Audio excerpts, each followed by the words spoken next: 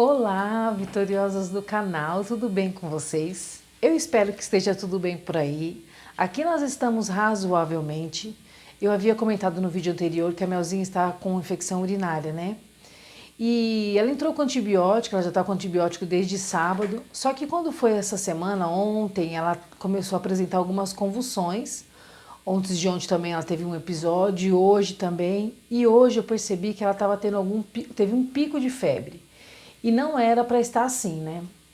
Então estou deixando ela em observação em casa, vou analisar como é que vai ser o decorrer de hoje e amanhã. Se eu ver que há uma necessidade, ela vai ter que ir para o pronto-socorro, mas senão eu vou tentar segurar o máximo que eu puder em casa. Não queria expor ela a essa situação toda que nós estamos vivendo, os pronto-socorros estão lotados, estamos vivendo um período muito difícil, muito triste, né? Muita tristeza nos hospitais. Então eu queria evitar um pouquinho expor ela a essa situação, mas se não tiver jeito nós vamos ter que ir. Mas qualquer novidade, qualquer notícia eu vou trazendo para vocês por aqui. Mas hoje eu queria dar então sequência na história da Mel, né, da nossa vivência desse período que ela ficou internada ali na UTI. E eu vou relatar um pouco mais para vocês hoje a respeito desse nascimento da Mel e o período em que eu fui mãe de UTI. Né, porque dentro de tudo isso que a maternidade atípica me ofereceu, me oferece e me propõe, eu fui também mãe de UTI. E ser mãe de UTI é uma das situações mais delicadas também nesse processo todo que a gente passa, porque você tem que deixar o seu filho, voltar para sua casa e esperar sempre assim, né? A gente fica naquela expectativa de receber uma ligação a qualquer momento que pode ser uma notícia muito ruim. Então eu vou relatar para vocês um pouquinho de como foi essa minha experiência sendo mãe de UTI. Bom, a Melissa nasceu num domingo, no dia 2 de julho de 2017, por volta de 5 horas, 4h30 da manhã, 5 horas. E naquele período, né, de 12 horas que o médico tinha dado para ela, que talvez ela não sobrevivesse, porque o quadro dela era muito delicado. Então aquele domingo era um domingo muito sombrio para mim, muito triste. Eu poderia receber a qualquer momento a notícia de que minha filha não haveria aguentado, que teria partido. Então quando eu pude visitá-la, eu comecei a descer, né, porque ela ficava no andar de baixo, eu estava no 9º, ela ficava no 8º. Eu descia para poder vê-la. Só que por conta de eu ter tido um parto, eu não poderia ficar muito tempo de pé, e aí as enfermeiras mandavam eu subir para descansar. Foi o único dia, assim, foi a única semana que eu fiz de repouso, foi o período que eu fiquei lá no hospital. Porque depois que eu vim para casa, que eu tive alta e ela ficou, eu ia todos os dias vê-la. Então o que aconteceu? Eu naquele domingo ia e eu ficava ali vendo aquele pacotinho. Ela nasceu com 1,3 kg, ela media 33 centímetros, muito pequenininha, muito frágil, debilitada, né? E eu sou uma pessoa cristã, eu professo minha fé em Deus, eu tenho a minha fé em Deus, eu acredito que Deus pode todas as coisas. E ali quando eu ia visitar a Mel, que ela ficava naquela incubadora que eu descia para visitar, eu sempre pedia a Deus para que soprasse fôlego de vida na vida dela. E tem uma passagem na Bíblia que fala, né, que vale de ossos secos, volte a viver, né? E eu falava isso para Melissa. E eu falava assim, todas as vezes em que eu descia, eu falava, Senhor, sopra fôlego de vida nas narinas dela, sopra fôlego de vida para que ela possa aguentar esse processo. Da vida, assim como o Senhor fez, faz na vida dela também. E era só essa a minha oração, eu não tinha outra oração a não ser essa, para que Deus soprasse fôlegos de vida nas narinas dela. O pulmão da Melissa não tinha sido maturado, eu acho que essa é a palavra, ainda por completo. Então ela teve que tomar uma injeção para maturar o pulmãozinho. E outras coisas, né, que as crianças de UTI passam, a alimentação parental, acho que é esse o nome, agora me fugiu a memória. Então ela tinha tanto acesso no corpinho dela, as medicações, e ela estava ali se esforçando para poder estar no nosso meio. Teve um momento ali naquele domingo que a saturaçãozinha dela começou a cair, e eles pediram para que eu saísse, porque com certeza eles fazem uma manipulação, né, para a criança poder respirar, e a gente não pode presenciar aquilo porque eles são muito pequenininhos, é muito agressivo de se ver. Mas o pessoal de UTI sabe como é que isso funciona, eles são bem craques nisso, mas nós não estamos preparados, né? Os pais, principalmente, são mais frágeis. Então, toda vez que tinha uma intercorrência dentro da UTI, a gente tinha que sair, independente de qual filho fosse, de qual criança se tratava, nós precisávamos sair. E naquele domingo eu vi a saturaçãozinha da Mel caindo, e a maquininha começa a apitar, e aí o enfermeiro vem, a enfermeira vem, pede para você sair. E aí eu achava mesmo na minha cabeça que talvez minha filha não fosse sobreviver. Eu achava que ela estava muito fraca. Mas eu tinha uma esperança em Deus, né? Que Ele poderia fazer algo por ela e ninguém mais poderia fazer a não ser Deus. E passou aquele domingo, aquela madrugada, eu desci na madrugada para vê-la. Ela estava dormindo, eu perguntei se ela estava bem, a enfermeira falou, tá tudo bem. Porque, como haviam me falado que ela não passaria de 12 horas, então eu achava que a qualquer momento minha filha ia embora. E aí quando foi na segunda-feira de manhã, ela estava dentro das condições dela, estava bem, e eles estavam planejando para ela fazer a cirurgia da mielo.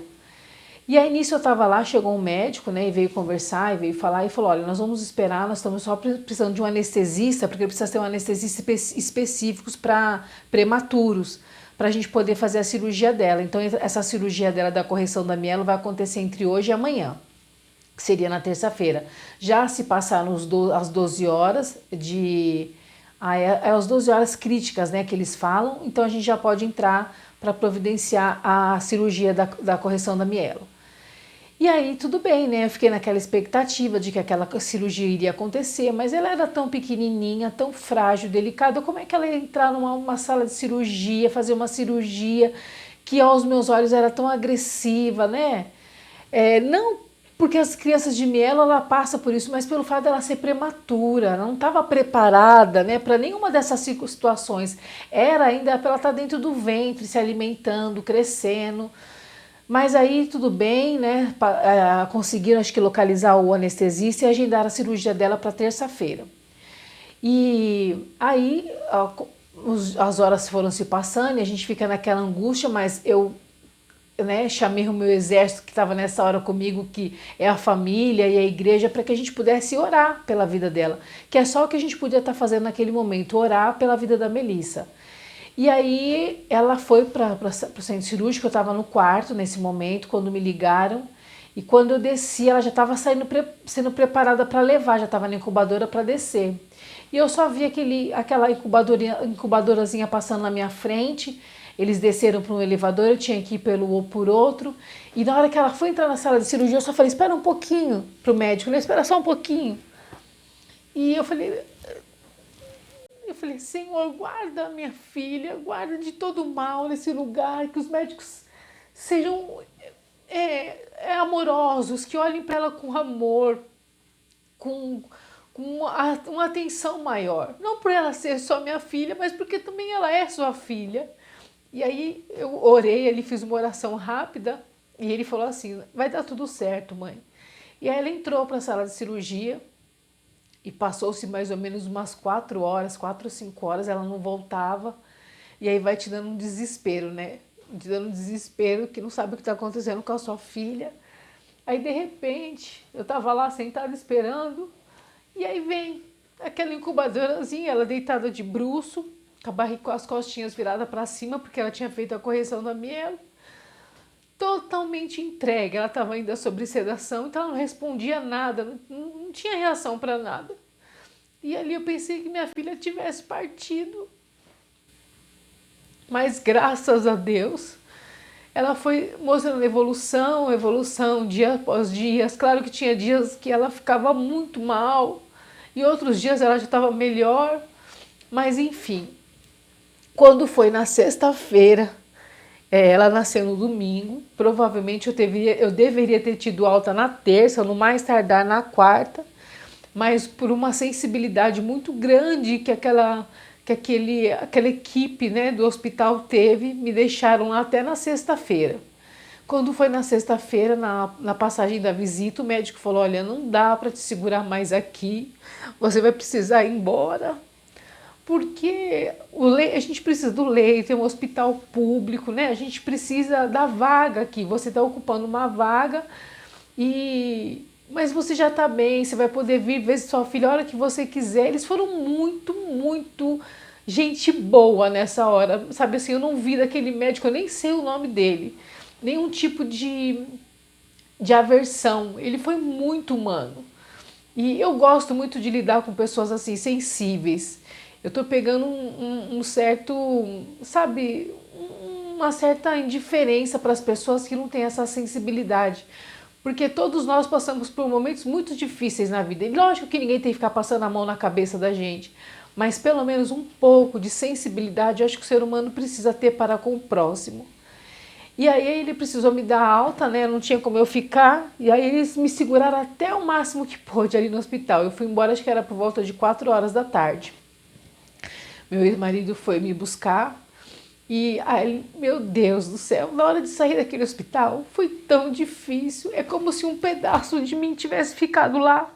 E eu tivesse indo para casa sozinha. Me deu uma crise de choro tão grande dentro do carro. A minha vontade era de ficar ali, eu achava que se eu fosse embora poderia acontecer qualquer coisa e eu não estaria perto dela. E aí eu tive que vir para minha casa e foi muito triste deixá-la lá. Por mais que eu não pudesse fazer nada por ela no sentido de medicina, né? Mas o meu amor, a minha fidelidade com ela, ela está do lado dela, era isso que eu queria que ela entendesse. Eu sei que ela não entendia nada, mas era isso que eu queria que ela entendesse, que eu estava ali com ela o tempo todo, eu nunca iria deixá-la. Mas pelas partes burocráticas, né, eu não poderia ficar. Mas no sábado, logo cedo, eu levantei e me arrumei, e aí meu ex-marido me levou, porque ele trabalhava de Uber nessa época, ele me deixou lá e falou, você fica, depois eu passo para te buscar. E eu fui viver nessa vida. Eu deixei casa, deixei meus outros 2 filhos de lado mesmo, eu me dediquei. Nesses 79 dias que a Melissa ficou lá no Hospital Ipiranga, eu me dediquei completamente a ela. O dia que eu não ia era na terça-feira, porque era o dia da higienização da UTI. Então a nossa visita era só no horário das 11, então não compensava eu sair daqui e ir para lá e só fazer um horário de visita, né? Então na terça-feira era o dia que eu ficava em casa, mas os outros dias eu estava lá prontamente. E assim foi indo, né? Gradativamente nós pegamos uma médica maravilhosa, a doutora Silvia, nunca na minha vida vou esquecer dela. Uma mulher assim, sabe, olha, eu não tenho pessoas que eu não tenho que reclamar na minha vida, eu não tenho, eu falo, Deus é tão maravilhoso.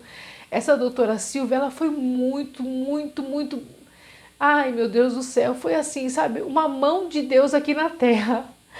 E ela me consolava bastante, ela era muito calminha para falar, muito médica. Além de ter, né, as suas grandes qualificações como médica, ela era uma pessoa maravilhosa. E assim foi indo, né? Dia ela estava bem, dia ela não estava. E nós passávamos também ali com a psicóloga, né? E a psicóloga ensinava para a gente a viver um dia de cada vez. Para a gente não se conturbar demais, não ficar muito desesperançoso pelas coisas que poderiam vir, porque os que os médicos falavam para mim é que minha filha seria, né, uma criança que viria para casa, precisaria de aparelho, precisava de um monte de coisa, porque as condições dela eram muito difíceis, né? E assim foi indo. Assim foi indo, eu ia todos os dias para o hospital visitar a Melzinha, não deixava de ir. Eu ia no trem, saía daqui da minha casa sempre por volta de 8h30, mais tardar 9 horas, porque a visita começava às 11 e chegava lá e ficava até o último horário. Às vezes eu saía às 6 horas de lá, às vezes saía às 8, quando ela não estava muito bem eu ficava até mais tarde, porque eu tinha um receio, né, de alguma coisa acontecer. E foi assim.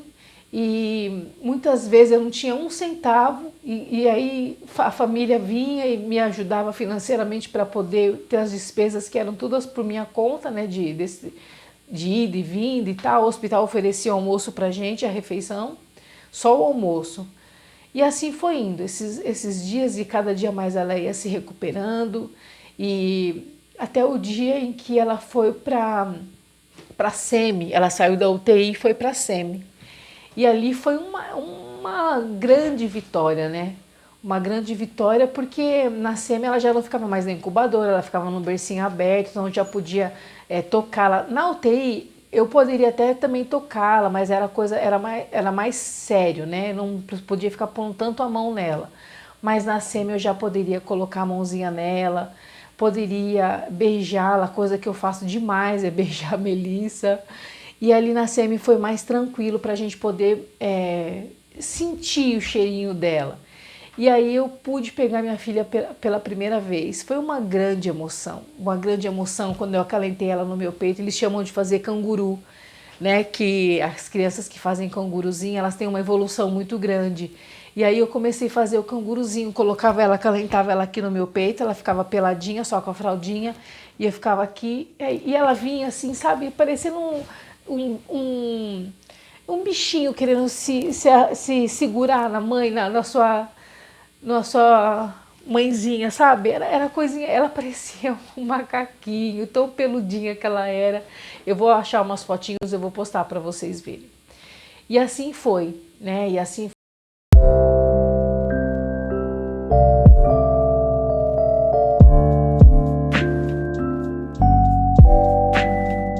foi, daí depois nós fomos pro berçário, aí no berçário a gente já podia dar banho, já colocava roupinha, já levava roupinha de casa, já poderia vesti-la com as roupinhas que ela tinha. E assim foi indo. O que segurou a Melissa ainda por um pouco por mais tempo ali foi que a fístula não fechava, né? A fístula que eu falo da coluna, né? Da onde ela fez a cirurgia, não fechava. E eu não poderia vir para casa com essa fístula aberta, porque ela corria o risco de pegar uma contaminação. Então, enquanto não fechasse 100%, ela não viria. Então, ela ficou mais tempo por conta disso. E aí, essa fístula foi se fechando, né? Devagarzinho, eles tinham um adesivo, eu não sei o nome, que era caro, muito caro, e eles começaram a colocar esse adesivinho nas costinhas dela para poder ajudar no fechamento dessa fístula. E aí foi, né, ela foi indo, graças a Deus se fechou, e aí chegou o dia da alta dela. E a alta dela foi uma emoção, tem um videozinho aqui no canal, que foi logo que ela chegou na casa da minha cunhada e do meu irmão, e ninguém sabia, foi uma surpresa muito grande. Depois vocês arrastem aí pra cima, eu vou tentar depois deixar na descrição o videozinho, que é a emoção que foi de levá-la para casa. Mas nesse dia que ela teve alta, eles fazem os exames de praxe para poder mandar a criança para casa. E aí viu que a Melissa estava precisando de fazer uma transfusãozinha de sangue, porque ela estava com, acho que a hemoglobina muito baixa. Então demora muito a transfusão, né? E outra, tem que esperar 2 horas depois da transfusão para ver se a criança terá alguma reação. A nossa alta estava programada para mais ou menos depois do almoço. Nós fomos sair de lá, era quase 8 horas da noite. Então você imagina que luta que era, né? Cada dia era uma luta, cada situação que nós vivenciamos era uma luta. A fístula não fechava, então a médica falou assim, olha, nós pensamos até em fazer um enxerto, mas o que acontece também é que se colocar um enxerto pode ser que o corpo reaja contra e pode ser um caso grave. Então a gente ficava assim, sabe, era vivendo um dia de cada vez. Eram situações muito delicadas. Quem é mãe de UTI sabe quanto que é delicada as situações dessas crianças. E aí tudo que acontece que seja positivo é uma vitória que tem que ser comemorada, porque são coisas assim, você fala, meu Deus do céu, graças a Deus ela passou essa fase. E nós aqui do outro lado, né, que estamos aqui, que nós não podemos fazer nada, a não ser clamar, orar e pedir, ficamos sempre nessa apreensão, né, acreditando que Deus pode todas as coisas, mas sabendo que tudo está na mão dele, e se ele quisesse levar, ele levaria. E eu ia muitas vezes no trem, chorando, eu colocava meu fone, eu ia ouvindo uma música que ia falar, aquieta minha alma, faz meu coração ouvir tua voz. Era só essa música que eu conseguia ouvir, para que o Senhor aquietasse a minha alma, para que eu ficasse em paz em relação a Melissa. Que tudo que fosse acontecer fosse permitido pelo Senhor. E de fato foi isso que aconteceu. Toda a situação que a Mel passou dentro daquela UTI, ela venceu, né? A medicina está aí para nos ajudar, para nos orientar. A cada profissional da saúde tem a sua grande valia dentro de toda a história. Mas Deus tem um toque final, né? Deus tem o bolo, a cereja do bolo. E tudo está nas mãos dele, né? Os médicos estudam para nos orientar diante daquela situação. Eu acho super válido quando eles são muito sinceros. Mas tem coisas que é Deus, né? O impossível está nas mãos de Deus. E é nisso que eu acredito, e é nisso que eu vivo com a minha Melzinha até hoje. A história de vida dela, as 14 internações que ela teve, e a gente vai vivendo um dia de cada vez. Hoje ela tá mal, né? Hoje ela não tá bem, aí amanhã ela já acorda super bem, super animada, e aí você fala, graças a Deus, mais um dia. Então a gente não pode vir ansiosos com coisa nenhuma, nós temos que confiar que Deus está no controle de todas as coisas das nossas vidas. E assim foi, até o dia que a Melzinha teve a alta dela, nós viemos para casa com ela. E aí eu passei uma situação bem delicada nesse processo de vinda para casa. Ela tinha um quartinho dela que já estava preparado, né, aqui na minha casa. Estava tudo preparado para que ela pudesse vir para casa, mas eu estava vivendo uma crise muito grande no meu casamento, e onde eu precisei sair de dentro da minha casa, alugar um lugar e ir com os meus filhos para um outro lugar. E, meu Deus, eu estava levando uma criança toda especial para casa, tendo que dar conta dela, dar conta dos meus filhos, dar conta... Eu trabalhava na época com uma van escolar, que mais me dava trabalho do que os meus próprios filhos. Enfim, né, eu tive que segurar essa bronca toda sozinha. E encarar um divórcio, encarar toda a situação que eu tive que enfrentar, tudo isso sozinha. Mas o mais difícil eram as minhas idas aos hospitais sozinha, e tendo que ouvir as coisas que eu ouvia a respeito da Melissa sozinha. Eu não tinha um amparo, não tinha ninguém que estivesse comigo, cada um tinha que viver a sua vida. Mas Deus me permitiu passar tudo isso para que eu fosse uma mulher forte, não uma pessoa rancorosa, nem cheia de mágoas de ninguém. Isso é a minha história, né? Sou eu e ela. E o que Deus tem para nós é para nós, não é para o outro viver. Quem não quis estar conosco perdeu, né? Perdeu essa fase, perdeu as vitórias da Melissa, mas eu estive ali. Se um dia a Melzinha partir, ela vai saber que eu fui mãe em tempo integral dela. Abri mão de tudo, de trabalho, de tudo. Enfrentei viver sozinha num período de 1 ano com os meus filhos, vivendo a pior situação financeira da minha vida, mas eu encarei, não desisti, não desisto, e bola para frente, vida que segue, né? Graças a Deus, o Senhor é bondoso, misericordioso, e a nossa história está mudando, né? A Melzinha está crescendo, tô vendo algumas evoluções dela. O medo já não faz parte mais da minha vida, no sentido de você ter que encarar as coisas, né? Hoje eu me sinto mais fortalecida. A Mel me faz ser mais forte. Com toda a fragilidade que ela tem, ela me faz ser mais forte. E assim nós vamos seguindo, assim nós vamos batalhando. E é por isso que eu acho que a minha filha precisa e merece uma terapia de alto impacto. Eu vejo as mães que conseguem as terapias e elas evoluem tanto. Minha filha também vai evoluir. E eu vou conseguir chegar nesse objetivo de conseguir uma terapia de alto impacto para ela. Porque a história dela é muito bonita, é uma história de vida tão real, tão verdadeira, que ela merece isso também. Mas nós vamos ficando por aqui com esse vídeo. Aos poucos eu vou relatando mais situações para vocês. Tem coisas que eu não posso estar abrindo, porque eu sei que a internet é um mundo meio cruel também. E eu não desejo mal para ninguém, não quero que ninguém passe por nenhuma situação constrangedora lá fora. Então a gente se policia um pouco, né? Mas E outra, a gente é servo do Senhor, a gente tem que liberar o perdão, né? O perdão, o amor tem que falar mais alto do que qualquer outro sentimento em nossas vidas. E é isso, né? A nossa história é essa. Depois eu vou relatando um pouco mais das situações para vocês, esse período que nós vivemos ali. A primeira crise convulsiva da Mel, eu nem sabia o que ela estava sentindo, mas eu vou relatando aos poucos para vocês aqui.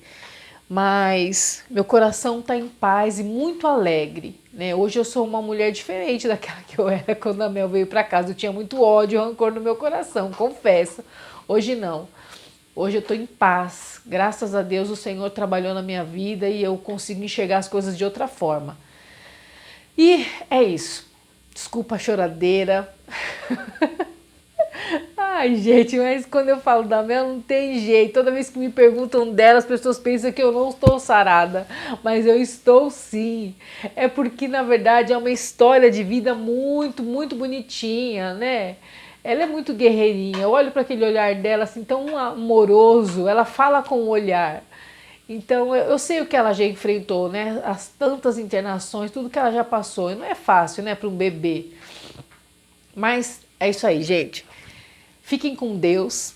Eu espero que vocês curtam o nosso vídeo, compartilhem a nossa história, que vocês realmente estejam se alegrando com o nosso canal e aos poucos nós vamos melhorando, né? E segunda-feira nós temos vídeo também no canal. Semana que vem eu faço 45 anos de idade, tô ficando velha, mas é isso aí. Deixa eu falar uma coisa pra vocês que eu senti aqui no meu coração. Não vale a pena a gente ficar com raiva nem rancor de ninguém, porque isso só é ruim pra nós. Não é pro próximo, é pra nós mesmos. A nossa vida, ela precisa fluir livremente de todo e qualquer ressentimento. É assim que eu faço hoje em dia, eu vivo tranquilamente, sem mágoas de ninguém. Gente, fiquem com Deus. Um beijo no coração de vocês. Segunda-feira nós temos vídeo no canal, tá bom? E até o próximo vídeo, gente. Tchau!